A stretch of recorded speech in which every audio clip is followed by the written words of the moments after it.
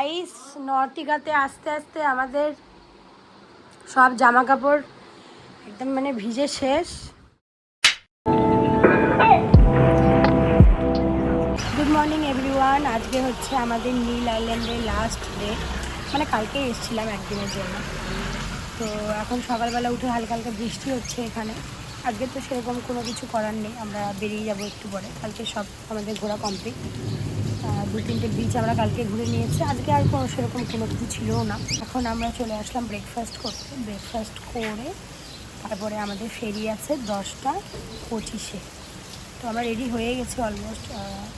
আর আজকে ঘুমটা অনেকটা ভালো হয়েছে, অনেকক্ষণ ধরে ঘুমিয়েছি। তো চলো ব্রেকফাস্টটা করি।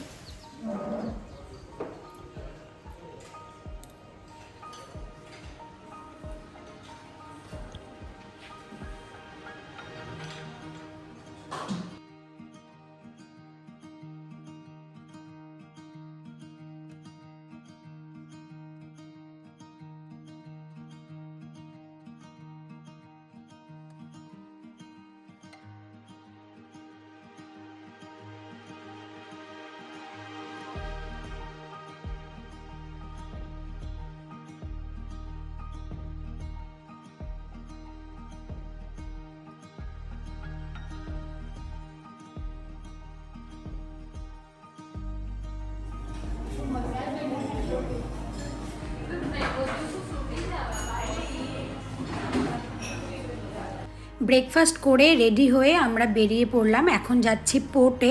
সেখান থেকে আমাদের নটিকার ফেরি আছে। ভেবেছিলাম পোর্টে যাওয়ার আগে আমরা একটু শপিং করব মার্কেটে গিয়ে, কিন্তু সেটা আর পসিবল হলো না, কারণ বাইরে বৃষ্টি পড়ছিল আর বৃষ্টির মধ্যে আমরা ভাবলাম লেট হয়ে যাবে, তো আমরা আর গেলাম না। তারপরে আমরা চলে আসলাম একদম পোর্ট ব্লেয়ারে, কারণ বৃষ্টি হচ্ছিল, তাই আমি কোনো ফুটেজ নিতে পারিনি।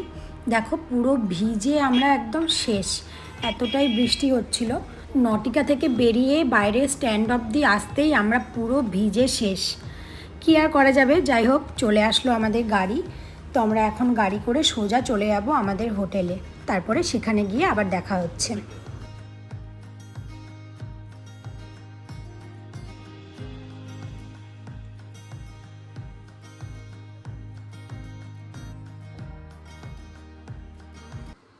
গাইস নর্টিকাতে আস্তে আস্তে আমাদের সব জামা কাপড় একদম মানে ভিজে শেষ।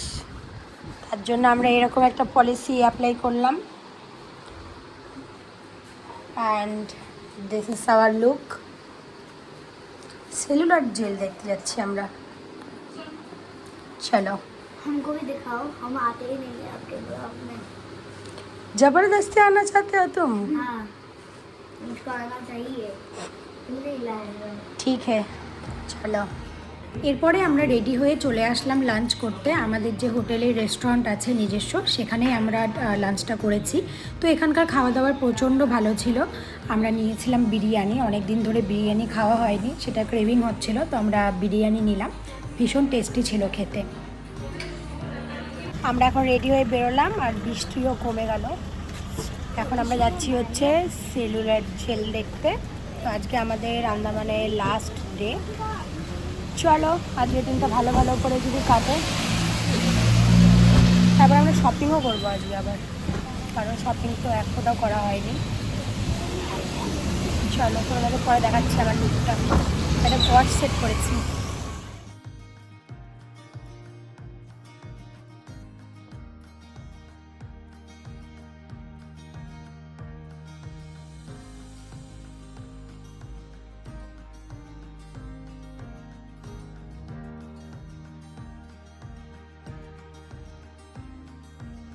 চলে আসলাম সেলুলার জেলের সামনে। আমাদের হোটেল থেকে অল্প একটু ডিস্টেন্স ছিল, তাড়াতাড়ি পৌঁছে গেলাম।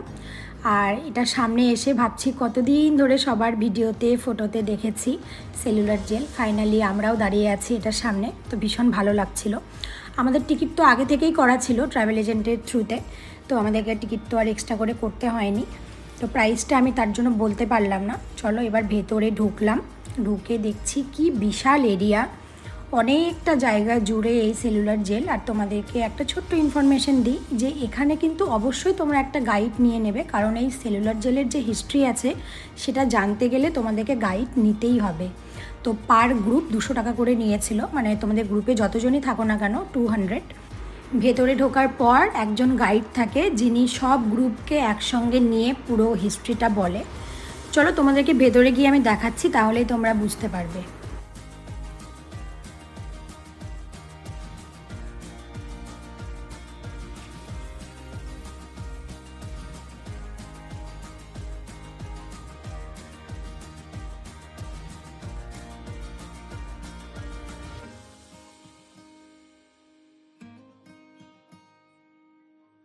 এই যে ঘরটি তোমরা এখন দেখতে পাচ্ছ, এখানে আগেকার দিনে 3 জনকে একসঙ্গে ফাঁসি দেওয়া হতো। इस बिल्डिंग में जो फ्रीडम फाइटर रहते थे उनमें से कुछ फ्रीडम फाइटर वर्कशेड में काम करते थे, कुछ फ्रीडम फाइटर सेल के अंदर और कुछ क्रांतिकारी जेल के बाहर। बाहर का काम जंगल साफ करना, सड़कें बनाना, ईंट बनाना, पत्थर तोड़ना, मकान बनाना। सेल के अंदर काम होगा नारियल के छिलके से रस्सी बनाओ या केन वर्क बेन का कुर्सी बनाओ। मेन काम यहाँ पे होगा, यहाँ freedom fighter coconut oil, mustard oil, नारियल तेल, सरसों का तेल दोनों निकालेंगे। फिर बाहर का जो काम था उसका कोटा फिक्स नहीं था, अंधेरा होने से पहले जेल में वापस लौटना है। लेकिन जेल में जो काम दिया जाता था इसका कोटा फिक्स था, कंप्लीट ना करे तो उनको सजा भी दिया जाता था। सब कुछ बदल दिया, जगह ओरिजिनल है, जो ओरिजिनल कोल्हू है वहीं पर है, बहुत सारे कोल्हू थे, एक बचा है। नारियल का सूखा हुआ खोपरा भरेगा, साइड में तो वजन लगेगा, चेन टाइट हो जाएगा, प्रेशर बीच में जाएगा, फिर जब पकड़ करके राउंड घुमाएगा, बीच वाला ठीक से घूमता रहेगा, नारियल पिसता रहेगा। अंदर एक पाइप होता था, गड्ढे में बर्तन रखेंगे, तेल उसमें इकट्ठा होगा। एक फ्रीडम फाइटर को एक दिन में 30 पाउंड नारियल तेल निकालना पड़ता। किसी भी फ्रीडम फाइटर को दिया जाता था तो शाम तक उनको 4 पाउंड रस्से तैयार करने, लगभग 2 किलोग्राम। शाम में अंग्रेज बैठेंगे तौलने के लिए, जिनका 4 पाउंड हो गया सजा नहीं तो सजा के लिए तैयार रहे, सजा आगे बताएंगे, देख करके आगे बढ़े।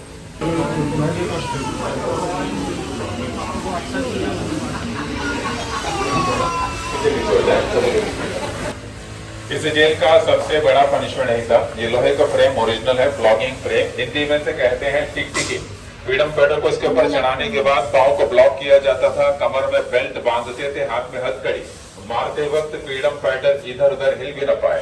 फिर पतला सा गीला टॉवल पहनाते थे बैक साइड और वहीं मारते थे चाबुक से, वहां मारे तो चमड़ी उधड़ जाता था और खून के फव्वारे निकल जाते थे। हीरो फ्रीडम फाइटर न बैठ सके न सो सके। 3 साल लगे थे और कंस्ट्रक्शन करने के लिए 10 साल लगे थे, खर्च भी बढ़ गया।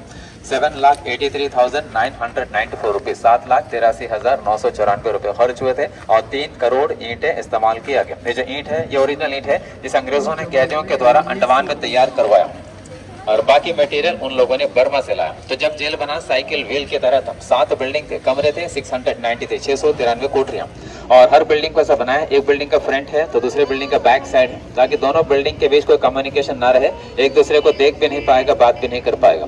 काम करने के लिए 7 में से 4 ब्लॉक के सामने वर्क शेड, वहां पे क्रांतिकारी नारियल तेल निकालते थे, हमने देखा। और बीच में है सेंट्रल टावर।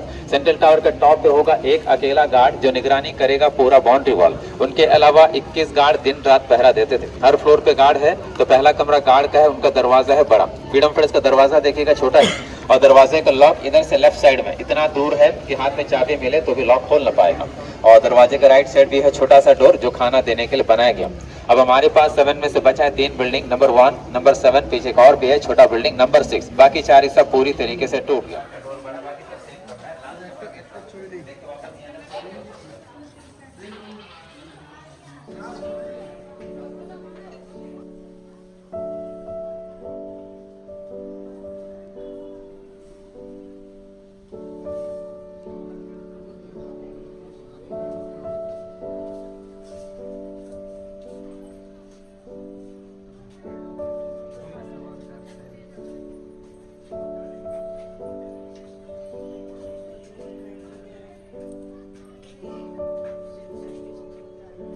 সেলুলার জেলের গল্প শুনলে সত্যি গায়ে কাটা দেবে। আমাদের ফ্রিডম ফাইটাররা আমাদের জন্য কি কি করে গেছে সেটা এখানে আমরা সব জানতে পারলাম, পুরো হিস্ট্রিটা সেলুলার জেলের। তারপরে আমরা চলে আসলাম বীর সাভারকরজির রুমে। এতগুলো বছর এই ছোট্ট ঘরটিতে থাকা কতটা কষ্টের বিষয়, মনটা একটু খারাপ লাগছিল। তারপরে আমরা সেলুলার জেলটা পুরোটা ঘুরে আমরা চলে আসলাম কনভেন্টস বিচে। বাইরের ওয়েদারটা প্রচণ্ড খারাপ ছিল, বৃষ্টি পড়ছিল, ভাবছিলাম যে আমাদের যে লাইট অ্যান্ড সাউন্ড শোটা আছে সেটা আবার মিস না হয়ে যায়, তো সেটা নিয়ে একটু ভয়ে ভয়ে ছিলাম। করবেনস্কোপ বিচটা একটু ঘুরে আমরা চলে আসলাম ফ্ল্যাগ পয়েন্টে। তো আমরা যাওয়ার সময় এই রাস্তাটা দিয়েই গেছিলাম, তখন দেখলাম উপরে ফ্ল্যাগটা টাঙানো আছে, কিন্তু যেহেতু একটু বিকেল হয়ে গেছে, বিকেলের পর ফ্ল্যাগটা খুলে দেওয়া হয়, তো আমাদের ভাগ্য খারাপ, আমরা ছবি তুলতে পারলাম না, কিন্তু আমরা যাওয়ার সময় দেখেছিলাম। তো তারপরে আমরা চলে আসলাম, আমাদের লাইট অ্যান্ড সাউন্ড শোয়ের টাইম ছিল, তো একটু হাতে টাইম ছিল জন্য আমরা ভাবলাম যে আজকে শপিংটা কমপ্লিট করতেই হবে, কারণ আমাদের কিচ্ছু শপিং করা হয়নি, অল্প টুকটাক ম্যাগনেট নিয়েছি, কিন্তু বাড়ির সবার জন্য কোনো কিছুই কেনাকাটি করা হয়নি। তো আমাদের যে দাদাটি ছিল আমাদের সাথে, তাকে বললাম যে একটু ভালো একটা দোকানে আমাদেরকে নিয়ে যেতে, যেখানে ভালো আমরা কিছু শপিং করতে পারবো। তো একটা সুন্দর দোকানে নিয়ে এসেছিলো পোর্ট ব্লেয়ারে, তারপরে আমরা সেখান থেকে শপিং করে চলে আসলাম সেলুলার জেলে। আর দেখো এখানে এসে দেখছি বিশাল লম্বা লাইন।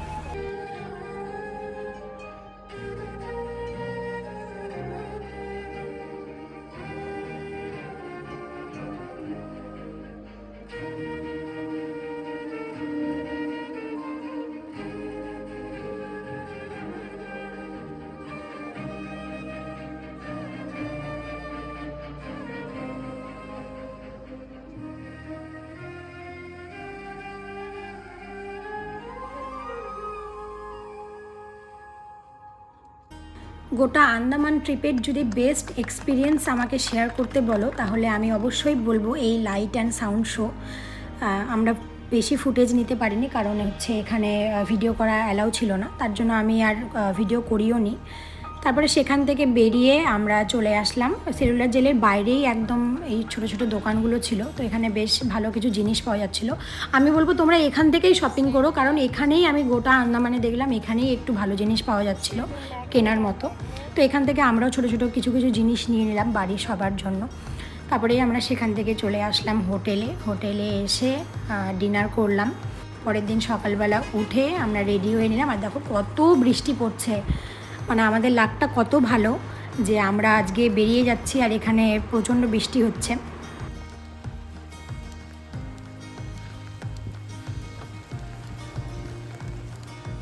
চলে আসলাম এয়ারপোর্টে, দেখতে দেখতে 5টা দিন কেটে গেল। 5 দিন আগে আমরা এই এয়ারপোর্টে নেমেছিলাম, তো মনটা তো একটু খারাপ লাগছিল, ট্রিপ শেষ হয়ে যাওয়ার পর একটু মনটা খারাপ লাগে।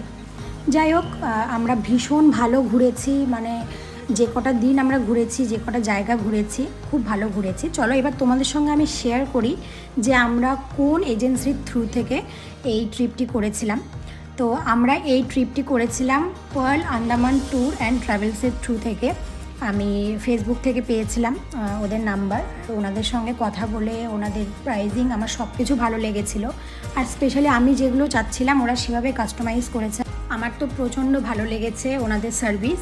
তো আমি অবশ্যই রেকমেন্ড করব তোমাদেরকে। আমি এখানে কন্ট্যাক্ট নাম্বার দিয়ে দিচ্ছি ওনাদের, তোমরা চাইলে কন্ট্যাক্ট করে নিতে পারো। ভীষণ ভীষণ ভীষণ ভালো সার্ভিস, এত সুন্দর সুন্দর হোটেল দিয়েছে।